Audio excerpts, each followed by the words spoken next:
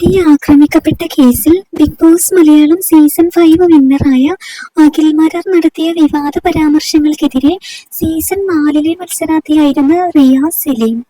വാഹനത്തിൽ വെച്ച് പീഡനം നടന്നു എന്ന് പറയുന്നത് വിശ്വസിക്കാനാവില്ലെന്ന് പറയുന്ന അഖിൽ മാരാർ കാറിന്റെ പിൻസീറ്റിൽ റേപ്പ് ഡെമോ ചെയ്ത് നോക്കാനാണ് സോഷ്യൽ മീഡിയയിലൂടെ പ്രതികരിച്ചത്.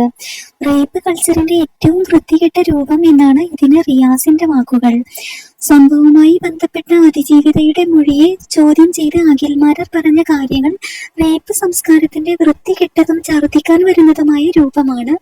അതിജീവിതയെ കള്ളിയാക്കാൻ വേണ്ടി അയാൾ മനഃപൂർവ്വം ഒരു സംശയം ഉണ്ടാക്കിയെടുക്കുകയാണ് എന്ന് ഇൻസ്റ്റഗ്രാമിൽ പങ്കുവെച്ച കുറിപ്പിൽ റിയാസ് വിമർശിച്ചിരിക്കുകയാണ്.